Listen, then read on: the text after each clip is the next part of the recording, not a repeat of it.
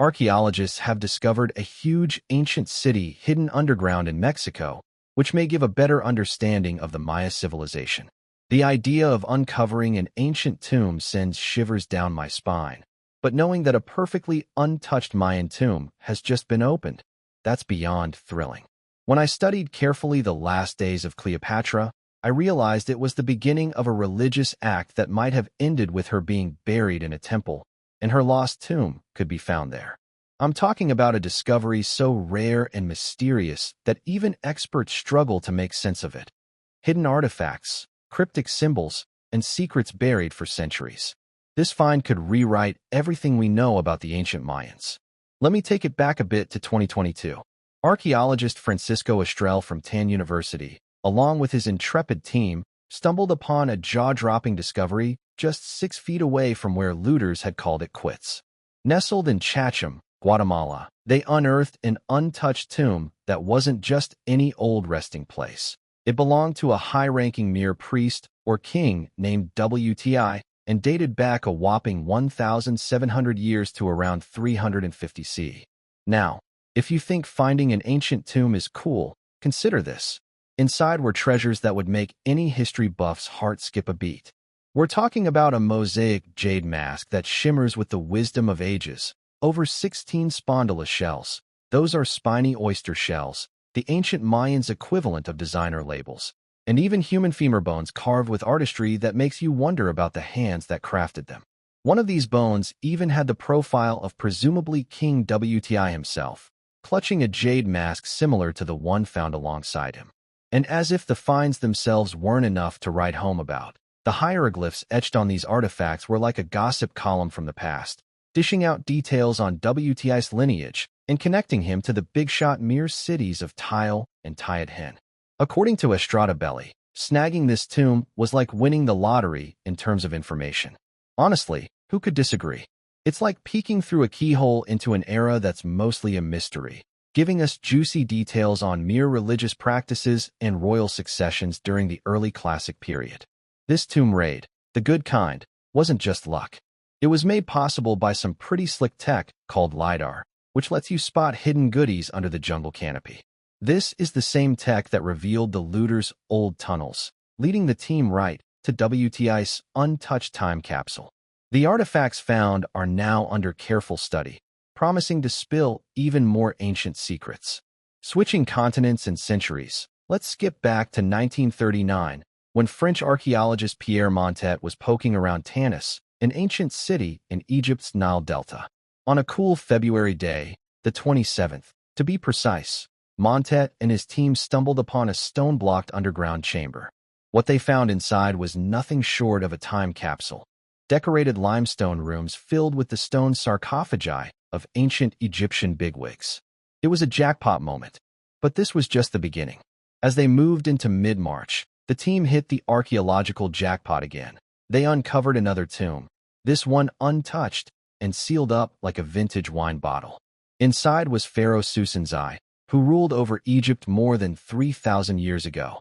Unlike the tombs you hear about in all those mummy movies, thieves hadn't touched this one. The treasures inside were pristine and dazzling. Now, here's where it gets even shinier. The highlight was a coffin made entirely of solid silver. Imagine that. Silver was a bigger deal in ancient Egypt than gold since it had to be imported. That's how Susanzai got his flashy nickname, the Silver Pharaoh. But that's not all. When they lifted the lid of this luxurious coffin, there lay a gold mask adorned with lapis lazuli and glass inlays, staring back at them with all the serenity of the ages. The tomb was also a treasure trove of jewelry, necklaces, bracelets, rings, all crafted in gold and silver, along with amulets and small statues that showcased the exquisite craftsmanship of the time. These finds didn't just sparkle. They provided a deep dive into ancient Egypt's rich culture and wealth. This discovery remains one of the grand slams in the world of archaeology, shedding light on a period of Egyptian history that was as dusty and obscure as the chambers they unearthed. And guess what? If you ever find yourself in Cairo, swing by the Egyptian Museum. You'll get to see these treasures in person. And yes, they're guaranteed to knock your socks off. But wait, there's more. In December 2018, Just when you thought Egypt had given up all its secrets, along came a team led by the intrepid Mustafa Wari. They were at the Sakara necropolis, just a hop, skip, and a jump south of Cairo, when they stumbled upon something that would make any history buff's heart skip a beat. A completely untouched tomb dating back a whopping 4,400 years to the 5th dynasty. Yep, that's the era of Pharaoh Nefer. The man of the hour, or, let's be honest, millennia, was a high-ranking priest named W.Y. This guy wasn't just any old priest. He was a big deal back in the day, and his tomb is like a time capsule from ancient Egypt. Stretching about 33 feet long and 10 feet wide, it's decked out with vibrant paintings and intricate sculptures that have stood the test of time without losing a hint of their swagger. The art inside, absolutely stunning. It shows W.Y. hanging out with his family, his mom, Arman, his wife, Weta, and his 4 kids, 3 bustling boys and 1 darling daughter. These wall paintings are more than just decor. They're a peek into the daily life of a man who was both a family guy and a societal heavyweight. Now, here's where it gets even more Indiana Jones. Inside the tomb, archaeologists found 5 shafts. One was wide open and sadly empty, but the other 4? Sealed tight as a drum, untouched since the days when pharaohs ruled the roost. The team was buzzing with excitement, hoping these hidden shafts might hold W.Y.'s sarcophagus or some other juicy artifacts. The scenes painted across the tomb's walls. They're like a comic strip of ancient Egyptian life.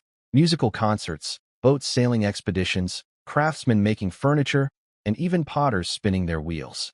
It's a full-on visual guide to what mattered in W.Y.'s world, showcasing everything from his professional duties to the cultural vibes of the time. Jump to 1922, and we hit another jackpot in Egypt's Valley of the Kings. British archaeologist Howard Carter, backed by the passionate and deep-pocketed Lord Carnarvon, unearthed the nearly intact tomb of the boy pharaoh Tutankhamun, who had ruled Egypt over 3,300 years earlier. And let me tell you, this was no small discovery. It was like finding the hidden level in a video game packed with bonus points. Despite some ancient looters having a go at it, the treasures were largely untouched. Another sealed door hinted at even more goodies, leading to the burial chamber guarded by life-size statues. On February 16, 1923, Carter cracked open the burial chamber in front of officials and some seriously lucky dignitaries. Inside, not 1, not 2, but 3 nested coffins, the innermost one made of solid gold, housing the mummy of King Tut himself, complete with a snazzy golden mask. Over 5,000 artifacts were found alongside him, from jewelry to chariots, turning the world into a bunch of Egyptology nerds overnight. Now, let's jet over to Peru. In 1987, Dr. Walter Alva and his squad uncovered the tomb of the Lord of Sipán, one of the richest burial sites ever found in the Americas. His tomb was packed with gold, silver, and priceless artifacts, revealing secrets of the Moche civilization. Over the years, more tombs surfaced, shedding light on this mysterious society. Meanwhile, in China, another jaw-dropping discovery was about to unfold. In 2005, Dominican archaeologist Kathleen Martinez decided to shake up the world by hunting for the long-lost tomb of none other than Cleopatra VII.